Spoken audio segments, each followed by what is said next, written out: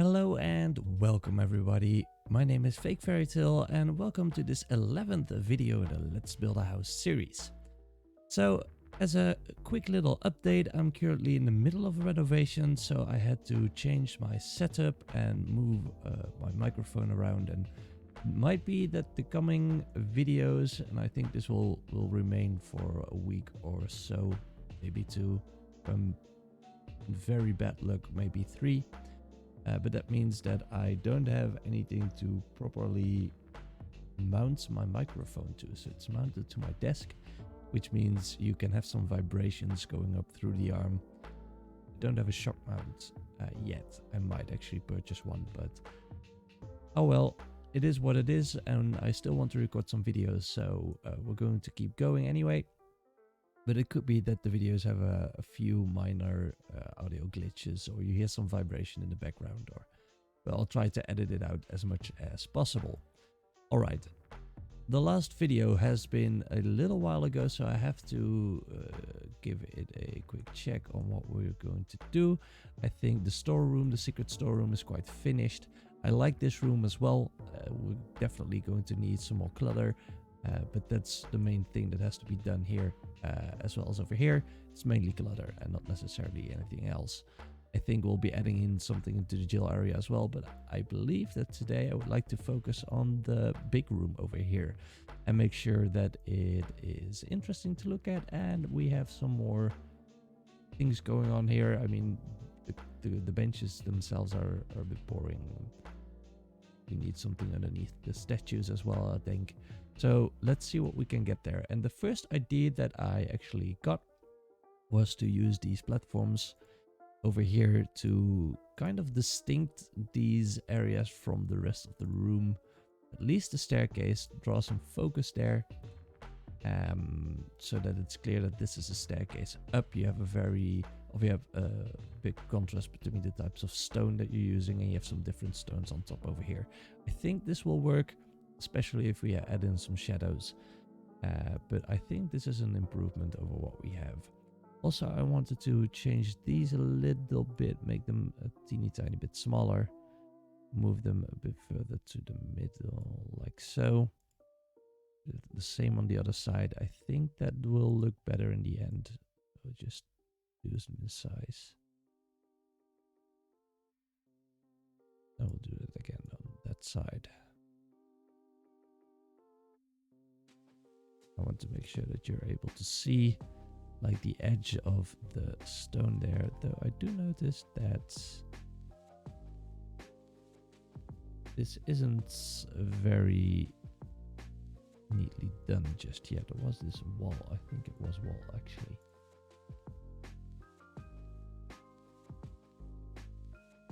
I'll snap the grid and we'll clean this up for a moment. Like there, and over here. And this might give us the issue with the blocking of light.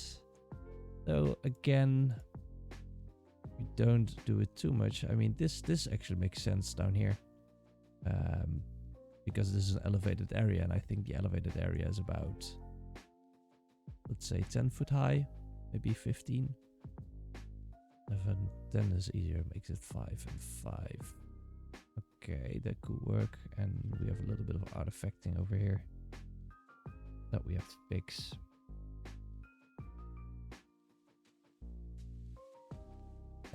So we're going, it's probably not going to be easy, but we'll see what we can get there and if we can make it look better, because I like the color of this type of stone much better than the one that is originally in there.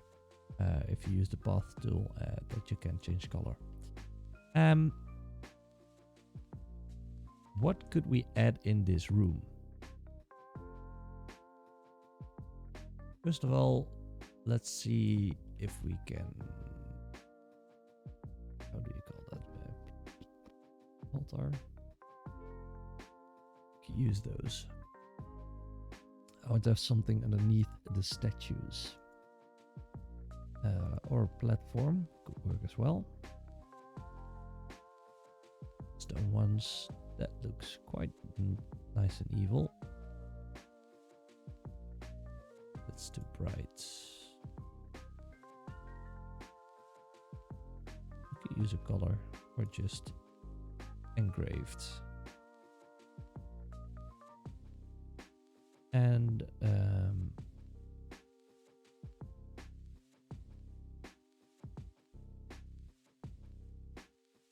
we'll be adding in some candles on the platforms, so left and right, to give it a bit of depth and add in some shadows, of course. So right now it looks all kind of flat, but I think we can manage that in a bit.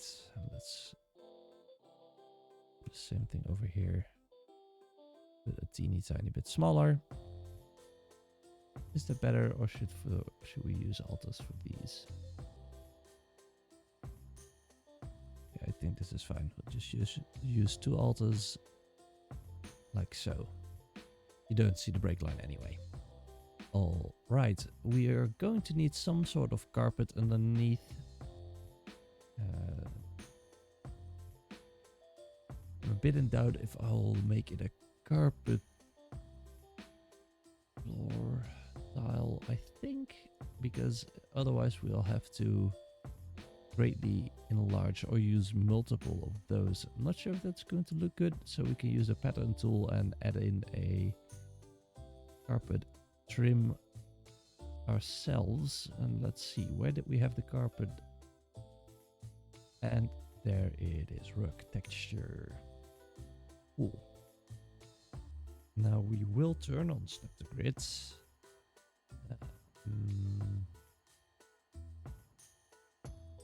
Do 2 rugs like that, but in that case we can also use the regular ones. We can make it larger.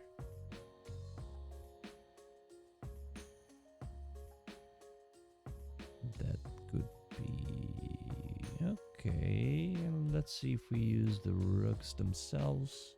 Just testing something out here real quick. Just the bland square ones, or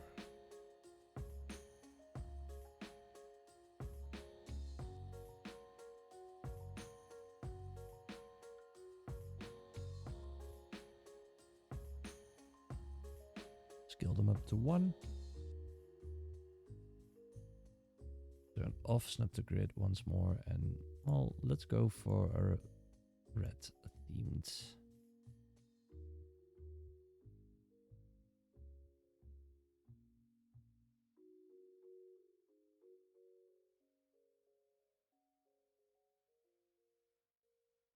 We could do it somewhat like this. I don't think that looks really natural. If we can just scale this.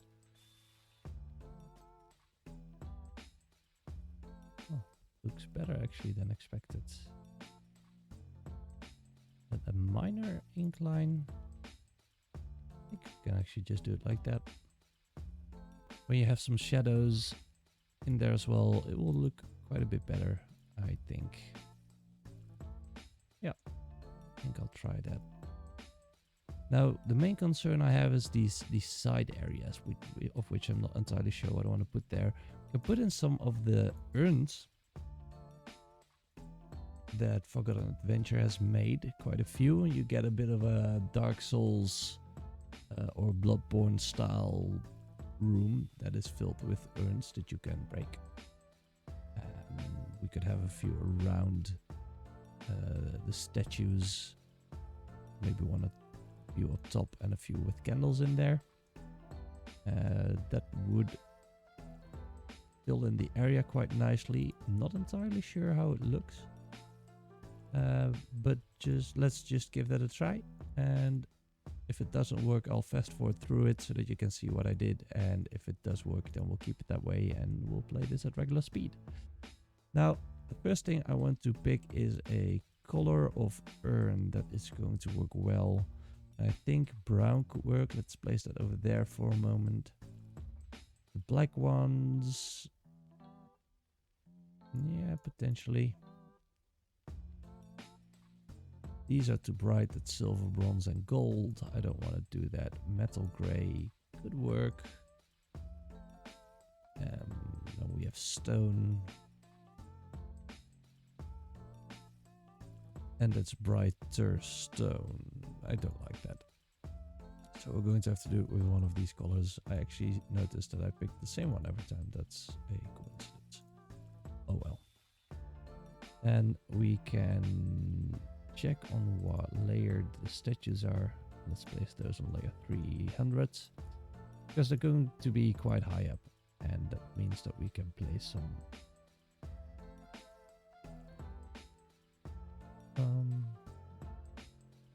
I could put you on layer 300 as well. It's the edge. Okay, but that doesn't really matter. And let's see if we can make something interesting looking from this. I'm quickly going to be playing around with this a little bit in fast forward. I'll be adding in a variety of urns, place them around here. I'll be adding in some candles here as well. And just see if I can get a nice composition going between urns and potential colors. So I'll be right back with you guys and let's see what we can make.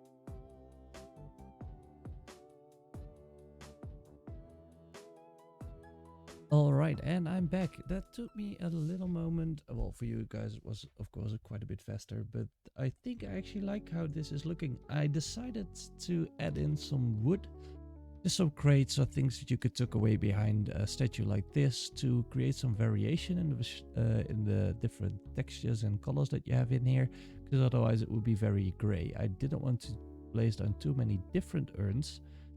because that might make it a bit too busy. So I decided to keep it on stone, mainly do some different shapes and sizes.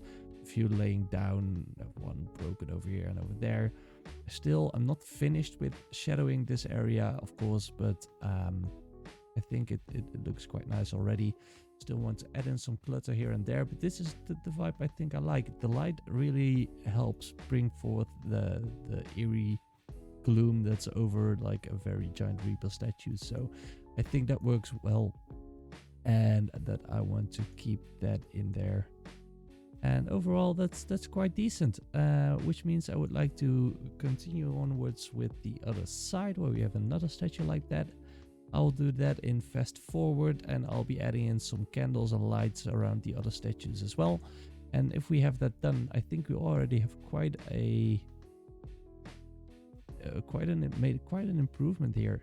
It's not perfect yet, and we are going to add in some urns up here, maybe some sacrificial bowl and some blood, as if they sacrifice people, we need some money in there.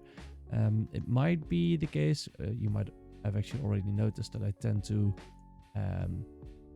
focus on different things while I'm working, and all of a sudden I notice I'm doing things over here that I'm not supposed to be doing. I should be working over here.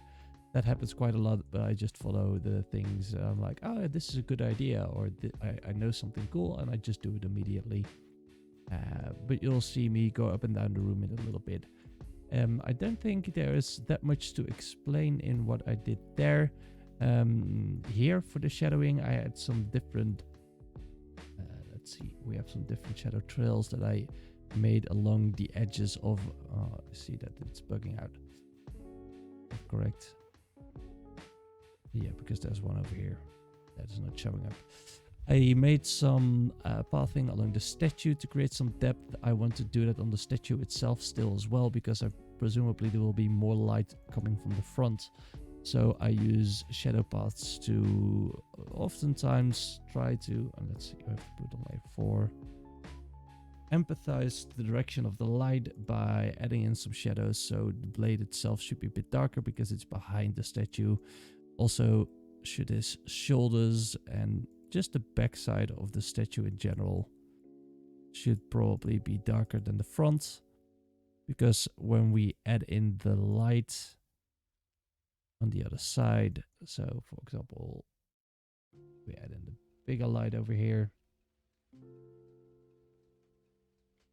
and let's put it T1. Look at it like here. There we go. And then we want it to shine on the statue's front with a soft glow. That one is too big. Yeah, you can do it like that. Give the front a bit of light, and then we make the backside even darker still.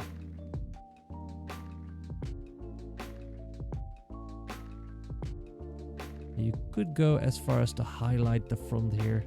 I'm not sure if we have the right tools for that. We can try it a little bit in a second. Also notice that I'm forgetting some shadow along the edge, so that's something I'm gonna do as well. Make sure it casts down a shadow on the objects that are below it, and that's way too big. Let's not do that. I will trust on the fade. I'm gonna leave it open here. That doesn't look very pretty. That's better. And I'll also leave it open over here. Do need a bit more shadow on that side. This really is just a never-ending process. I just keep finding places where I see, it should be a bit darker here, it should be a bit brighter there. Contrast works really well with shadows, so don't hesitate to make a few areas like really quite dark.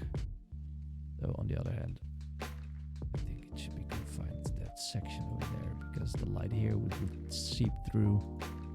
That could be dark. That was a little mistake.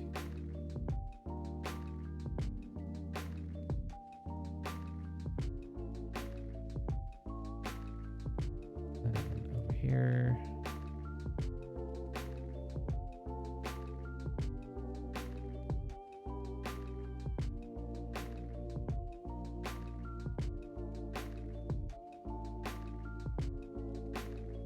we should do the same thing here with the chest because it's catching some light from the back, so the other side should be darker. That's how you can really improve assets, and it takes a bit of practice, but it does make the whole map look more believable, and it looks like the light is interacting with all the objects, and that's quite cool. Gives a very cool effect when you're done.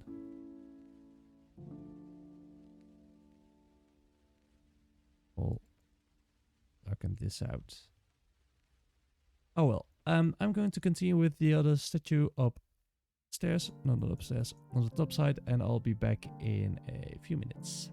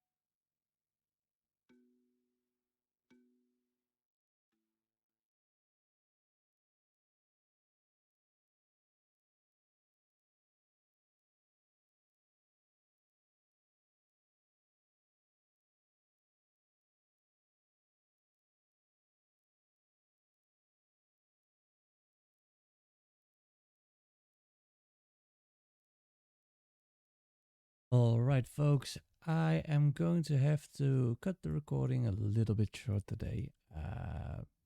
Doesn't matter though, we've made some nice progress. We added in some other things over here. I have an interesting idea for a video that I came up while I was working on this. I want to make a video where I show you all how you can make light interact with objects. So for example, the lantern over here, what kind of shadows it would cast around this barrel. And just show you the little things that you can do to change objects. I think it will be a rather short video, but I think that's I could make it punch real hard, like some very useful information in a very brief period of time. Nevertheless, I already like the composition that I have here. I'm going to continue with shadowing, adding in some lights, some highlights, etc. I decided to add in some random object spell components mainly that could be used as sacrificial materials, like the uh, the antlers of a deer or something that could be of value and that somebody might sacrifice to a god or demon. I also decided to add in some bones because, well, we're going to make an evil cult dungeon. So, well, we can't really have an evil cult dungeon without bones, can we? So that's what I think will be the theme throughout the dungeon as well. Be adding in some over here, maybe some skeletons in the cages and around these as well. I might finish this one up in between videos and then continue onwards because they do consume quite a bit of time. Cluttering always does. But if that's the case, I'll be sure to at least show you or just record it, fast forward it, and we'll talk about it and when it's finished. So thank you guys for watching. I hope you enjoyed the video. Please hit the like, favorite, and subscribe button if you did. And don't forget to ring the sub notification bell so that you get a notification every time a new video goes live. If there's anything you'd like to see or like to see me do or add in this dungeon, please feel free to share it in the comments. And I hope to see you guys again in the next video.